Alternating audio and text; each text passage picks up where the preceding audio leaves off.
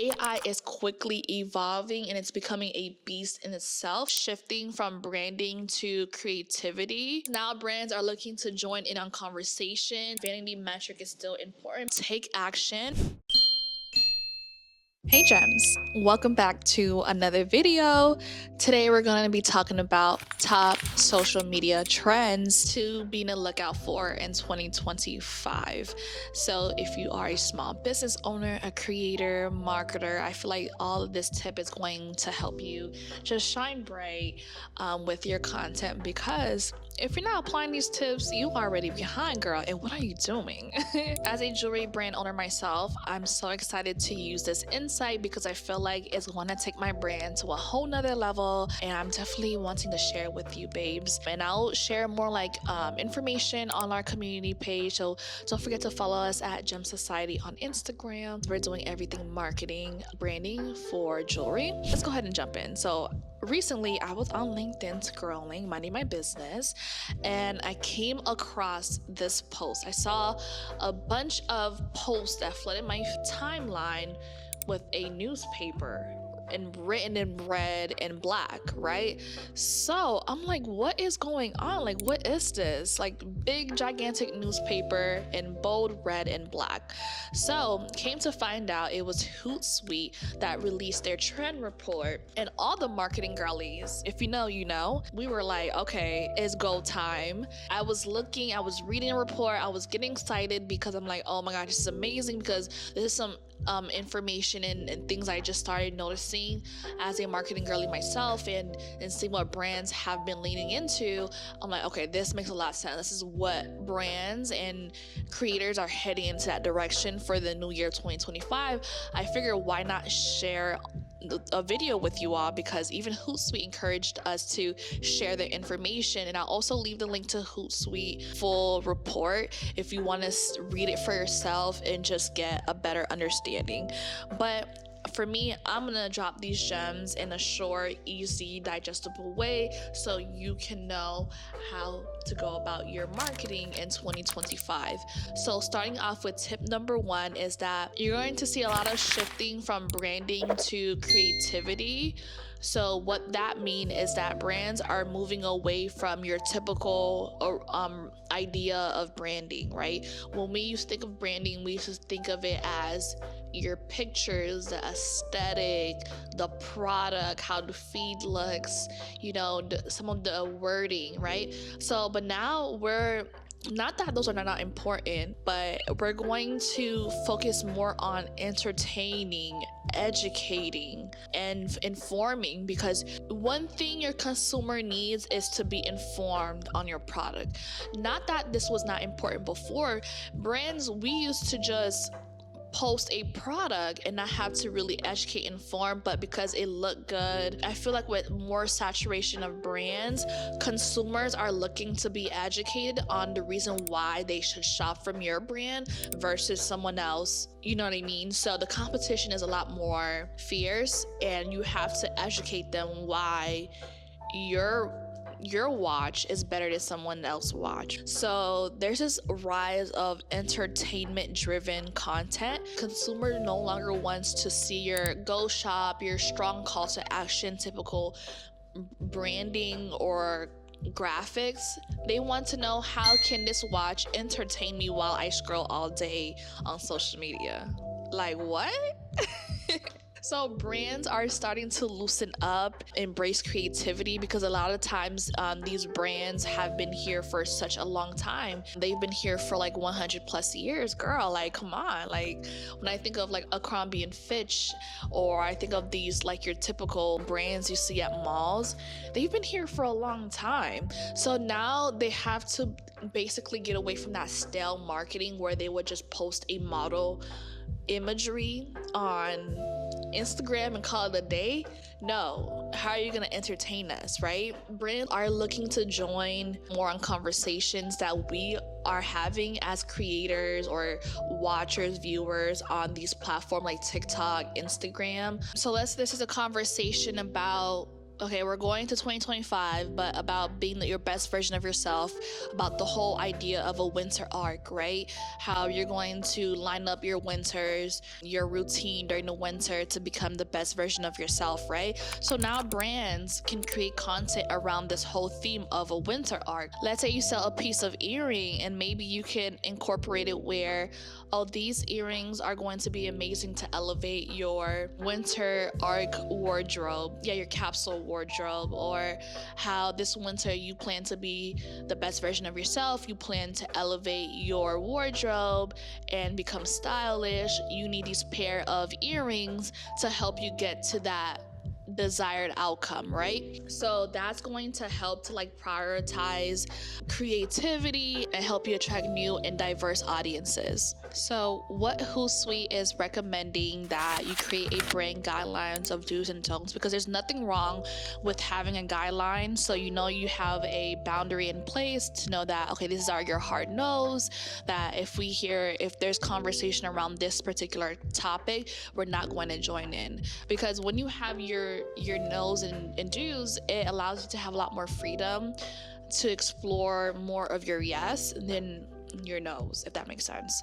They also want you to focus on vanity metrics like your engagement, your followers, because now we're moving more into like community-based like marketing. I like to call it community-based marketing, because now it's important for us to know, is this content driving up engagement? Is this converting to a lot of followers? We were starting to do away with vanity metrics because we didn't see a lot of the ROI on it, but now we know if a content is engaging, it's entertaining, it's likely converting to more followers, and likely converting into potential customers. And it's going to take a little while to see that return on investment, but we're playing the long-term game when it comes to these corporations. Things have changed. Now that we have, let's say we're in a time of recession, people are very careful about their money. Of course, during the COVID time in 2020, people were like, okay, I have money, I'm gonna spend whatever I like, I see, I'm spending right away. But now consumers are a lot more conscious. So if you are a brand, you have to play the long-term game of entertain, inform. So it might be taking a little time to convert, but it's gonna pay off in the long run, right? It's important to, yes, still focus on those vanity metrics with your other data. And also engaging content is going to build loyalty, because now you're tapping more into their interest. Instead of them following a meme page that talks about certain conversations that is important to them, if you're able to include some of those interest conversations into your branding, that's going to be even better, because now instead of them following a straight out meme page, you're incorporating some of those memes into your branding, and you're being more bold. And sometimes customers don't expect for brands to be bold. So when you are bold, it's like, wow, okay, this brand gets me. Okay, I like them. You know what I mean? So that's very important to do. Now, moving to tip number 2 from Hootsuite is the power of pitching in comments. Oh, this is so important. Now bigger brands are actively like commenting on creators' videos. Recently I've been on TikTok and I see a bunch of brands just commenting on like very viral, engaging videos, and it's getting to the point where it's becoming a little too much and oversaturated. It's because now brands are looking to join in on conversations, and it shows the brands are a lot more relatable. And when it comes to those comments, it has to be authentic and relevant to your industry. So you don't want to just comment on every video you see, then it becomes spammy and it's not authentic. And it's like, if your brand is about this, why are you posting about that or commenting about that? So we have to be careful. It's also important to strategically time your comments as well. So the earlier you're on a video, the better it is. So as a brand, you may follow a few creators that you generally like a lot. So the more you're active on commenting on their page, you're able to see when they post, then you're able to quickly comment and that way your comment shows up on the top. And you also want it to be short and thoughtful. Hootsuite recommend that your character be between 10 to 99 characters, so that way you're a lot more effective. So for example, brands like MasterCard will like comment strategically, like using words like priceless whenever they see a video about their consumer surprising, you know, maybe their dad or their parents or their loved ones with a trip of a lifetime. And you know, MasterCard is all about experiencing priceless activities and trips that go beyond the price, but it's a lifetime experience that you may only experience once or twice a year.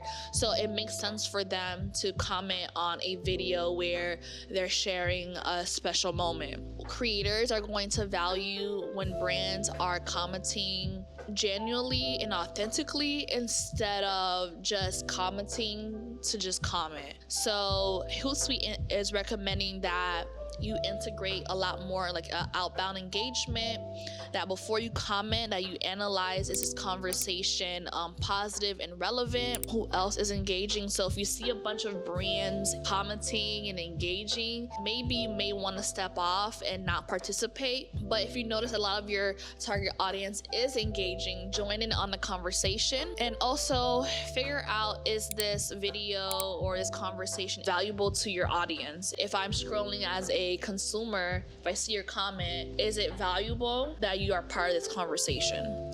Because one thing you don't want is to see a content of your ideal audience or creator, and maybe they're talking about something negative or political or something too extreme, and you feel the need to comment as a brand, and that can ruin your reputation. So you have to be very careful and be very strategic on how you are participating in these conversations. Not every conversation you need to be a part of, okay? Okay. Moving to tip number 3 is social media performance focus, right? This is like talking about performance marketing. If I'm looking down my notes, because Hootsuite recommended so much information, and I'm just like, okay, I have to like look down. So performance marketing is all about driving revenue and cutting your customer acquisition costs. So this means like how much money it takes to acquire a new customer. Hootsuite is saying that vanity metric is still important because it gives you a lot more direction and precision, and also you're able to do a lot more social listening and gain insight into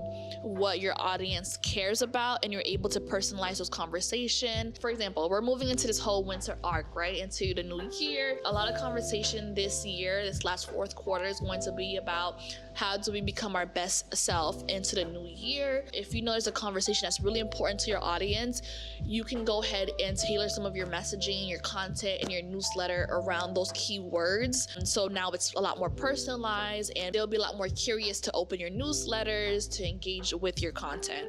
So for example, there was a university that was basically addressing a lot of student complaints when it came to long food lines. Hearing that conversation circulating on the internet, they took it upon themselves to create content that would say how to skip long lines, how to get to lines earlier, so that way it makes their students a lot more happier and an increased enrollment. But also they're able to listen in and see if the food that they're providing is healthy, or if it's what students like, if they don't like it, how they're able to switch out certain food option for a better option. For example, like for me, I have a fake account where I would just listen in on the conversation in the industry of jewelry. So if there's a particular style that people like to wear, what's trending, or if there's something that the jewelry industry is not doing enough of, or the fashion world, then you're able to kind of use that information to create better products or content. So Hootsuite recommends that like you assess your social listening data, because you can create impactful content with it, and you can integrate it into your Hootsuite CRM system if you are going to be using that. Okay, moving on to number 4 is trend jacking with a purpose. So Hootsuite is recommending that viral content is out. We are no longer playing the viral game because that is outdated. The goal is to create mini viral moments that focus in on attracting your core community. So Hootsuite recommends that you only jump on trend if it aligns with your goal and that you can provide value, because if you provide value, that in turn turns into money, profit, purchases. You know, business is all about a exchange of value. You have something valuable to offer, people are going to pay for that value. So we had a case study where a university, I think it's called GSU, basically would create their own original unique content, maybe based on some type of trend, and the students would see this and they would repurpose that content. So this is like basically doing this thing like an artist type of strategy where you're using trends as inspiration, not to duplicate it. With implementing this type of strategy is that it helps to amplify your original content.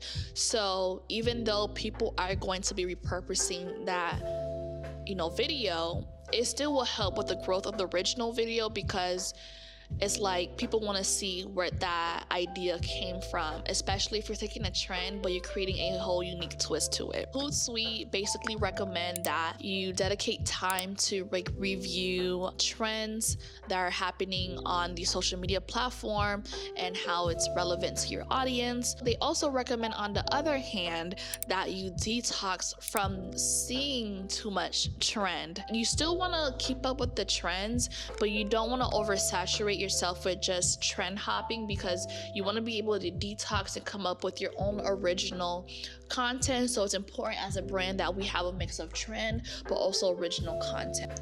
Moving on to tip number 5 is the rise of AI content. Yes, this is my favorite part of this report, because AI is not new. It has been here for a while, but AI is quickly evolving and it's becoming a beast in itself, because it's genuinely going to be a second brain for any marketer or small business owner. If you have a low budget, if you have a low resources, if you have minimal time, AI is going to be your best friend, your assistant, right?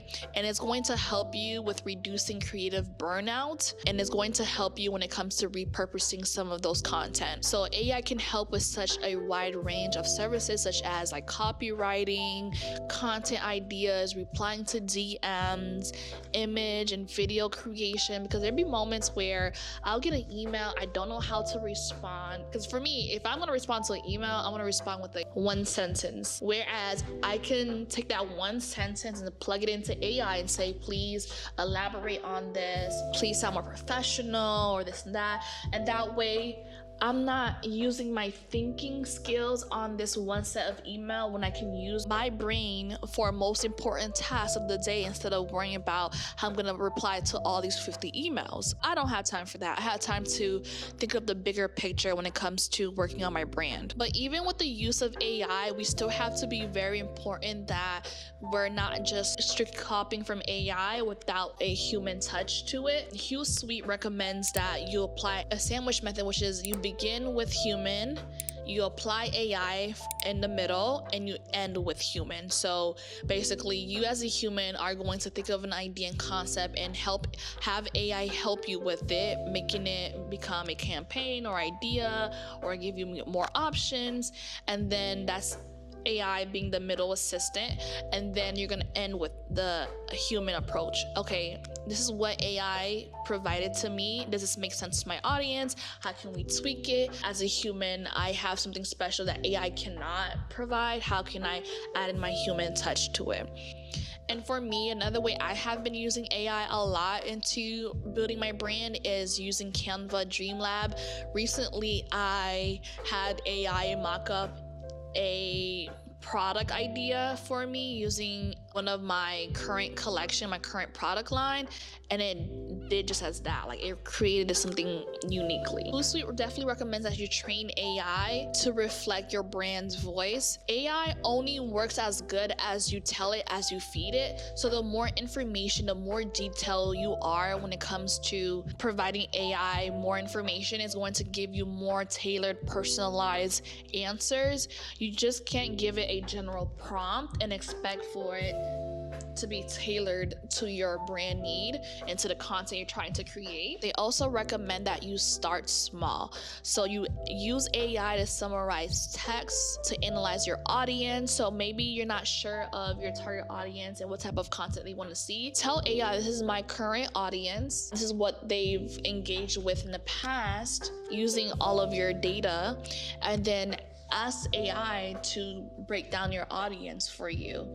So that way you're starting to get yourself familiar with how AI works, and test ideas on low risk projects. So that way you're getting used to working with AI and integrating it into your business. But also just be very, very specific. The more specific you are, the better the answer will be. So lastly, let's talk about what this means for your jewelry brand. So it's important to know your niche and collaborate with creators who are passionate about jewelry. It also means to join in on the conversation.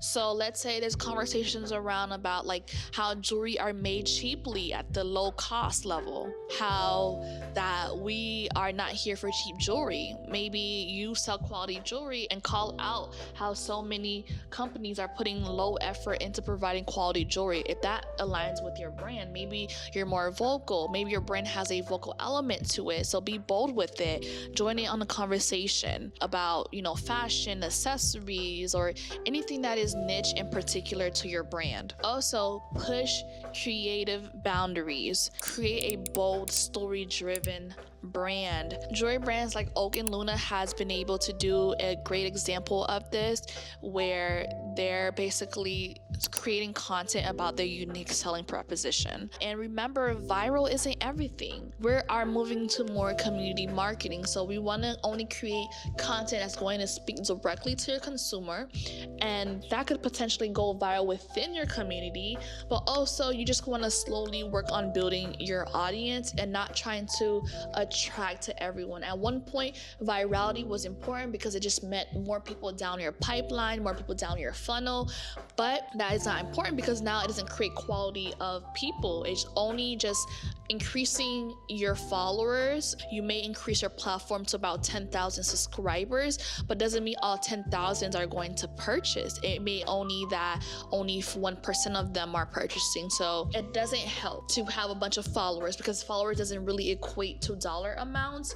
But what's going to equate dollar amount is having quality subscribers, newsletter subscribers that care about your industry, that cares about the content you create, that cares about the product you sell, that relates with you on an interest-based level. And you're going to be just building meaningful connections. And with this, there is 3 steps to success when it comes to this Hootsuite 2025 trend report. Is number 1 is to take insights. So use tools like AI, social listening, and data-driven strategies to compile a specific tailored strategy for your brand. Take action. As a small owner, we need to take as much action as we can, execute fast, don't wait around because time is money, and just be creative and audience centered. And then also number 3 is to create impact. And if you're creating impact, it's going to convert into loyal shoppers,